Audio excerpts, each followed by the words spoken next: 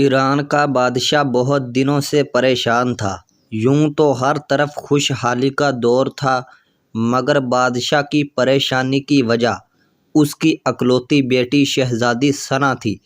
ہر باپ کی طرح بادشاہ بھی اپنی بیٹی کی شادی کر کے اپنا فرض ادا کر دینا چاہتا تھا، لیکن شہزادی ثنا نے بھی عجیب اعلان کر رکھا تھا کہ جو شخص اس سوالوں کے درست جواب دے گا وہ اس سے شادی کرے گی۔ آس پاس کی ریاستوں کے کئی شہزادے آئے مگر ناکام لوٹ گئے۔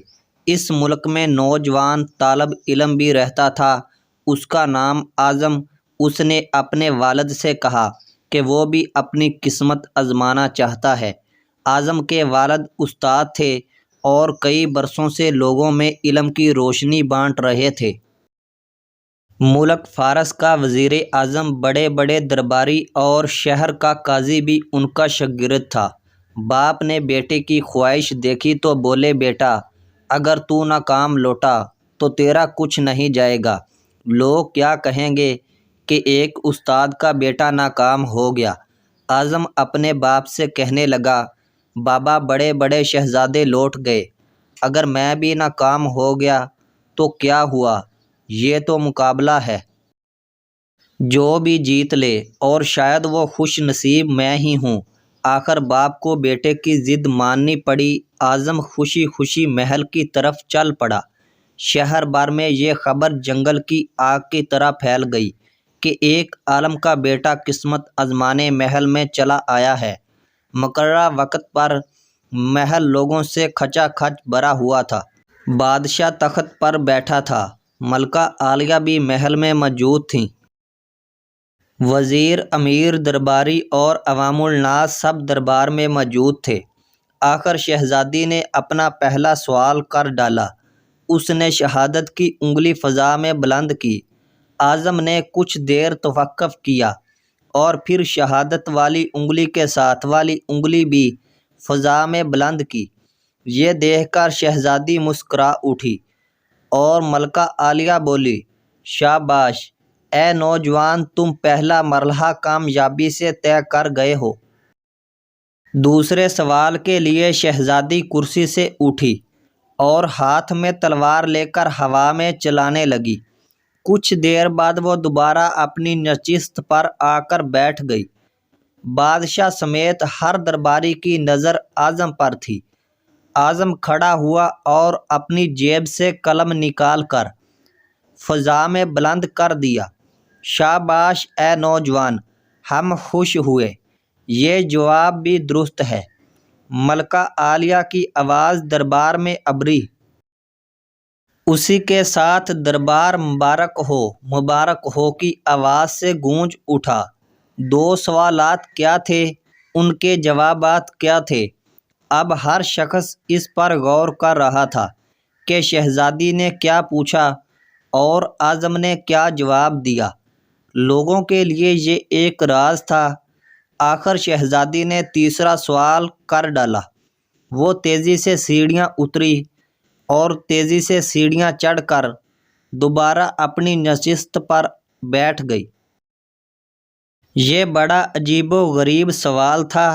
ہر طرف خاموشی تھی، لوگوں کی سانسیں رکی ہوئی تھیں۔ اب تو اعظم کے ہاتھ پاؤں ٹھنڈے ہوئے جا رہے تھے۔ آخر اعظم کھڑا ہوا اور اپنے دل پر ہاتھ رکھ کر شہزادی کی طرف دیکھنے لگا۔ مرحبا مرحبا اے نوجوان، مبارک ہو، شہزادی نے تمہیں پسند کر لیا ہے۔ ملکہ عالیہ کی آواز کے ساتھ ہی شہزادی ثنا شرما کر محل کے اندرونی حصے میں چلی گئی اور محل مبارکباد کی آواز سے گونج اٹھا۔ لوگ خوشی سے جھوم رہے تھے۔ وہ دل ہی دل میں اللہ کا شکر ادا کر رہا تھا جس نے اسے یہ اعزاز بخشا تھا۔ بادشاہ نے اعظم سے پوچھا، اے نوجوان، ملکہ عالیہ کو تو تم نے مطمئن کر دیا، اب یہ بتاؤ کہ تم سے کیا پوچھا گیا تھا اور تم نے کیا جواب دیا؟ اگر تم نے ایک بھی غلط جواب دیا تو تمہاری گردن کاٹ دی جائے گی۔ اعظم پر اعتماد انداز میں کھڑا ہوا اور بولا، بادشاہ سلامت۔ شہزادی نے ایک انگلی کھڑی کر کے پوچھا تھا کہ تم کیا اللہ کو ایک مانتے ہو؟ میں نے 2 انگلیاں کھڑی کر کے جواب دیا کہ اللہ اور اس کے رسول صلی اللہ علیہ وآلہ وسلم پر میرا ایمان اٹل ہے۔ بہت خوب، ہم خوش ہوئے، بادشاہ نے مسکرا کر کہا۔ اعظم بولا، اس کے بعد شہزادی نے تلوار چلا کر پوچھا تھا کہ اس سے بڑا کوئی ہتھیار ہے؟ میں نے جواب دیا، ہاں، قلم کا وار تلوار کے وار سے زیادہ کارگر ہوتا ہے۔ ماشاءاللہ نوجوان، تم نے ہمارا دل جیت لیا۔ تم نے ثابت کر دیا کہ جاؤ جلال، دولت و حشمت کی علم کے سامنے کوئی حیثیت نہیں۔ لیکن تیسرا جواب؟ بادشاہ نے حوصلہ افزائی کرتے ہوئے پوچھا۔ اعظم نے آسمان کی طرف دیکھا اور کہنے لگا۔ بادشاہ شہزادی دربار کی سیڑھیاں اتری اور چڑھیں، کرسی پر تھک کر بیٹھ گئیں۔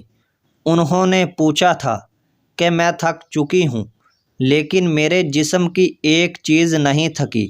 میں نے جواب دیا، دل۔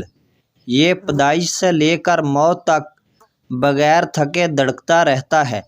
بادشاہ نے اعظم کو پاس بلا کر گلے سے لگا لیا اور کہا، اے لوگو، گواہ رہنا، میں نے حقدار کا حق ادا کر دیا ہے۔ میری بیٹی ایسے شخص کی بیوی بن رہی ہے جس کے پاس علم کی دولت ہے جسے کوئی نہیں چرا سکتا۔ بادشاہ نے ان دونوں کی شادی کر دی۔ سب خوشی خوشی رہنے لگے۔ جب دعاؤں اور کوششوں سے بھی بات نہ بنے تو فیصلہ اللہ پر چھوڑ دو۔ اللہ اپنے بندوں کے بارے میں بہتر فیصلہ کرنے والا ہے۔ تنگ دستی میں سخاوت کرنا، غصے میں سچ بولنا اور طاقت رکھتے ہوئے معاف کرنا بہترین نیکی ہے۔ رب کہتا ہے، کسی کو تکلیف دے کر مجھ سے اپنی خوشی کی دعا مت کرنا، لیکن اگر کسی کو ایک پل کی خوشی دیتے ہو تو اپنی تکلیف کی فکر مت کرنا۔ وہ بندہ کبھی ناکام نہیں ہو سکتا جو اپنے 4 راز چھپا کر رکھے۔ نمبر 1، اپنا راز مال۔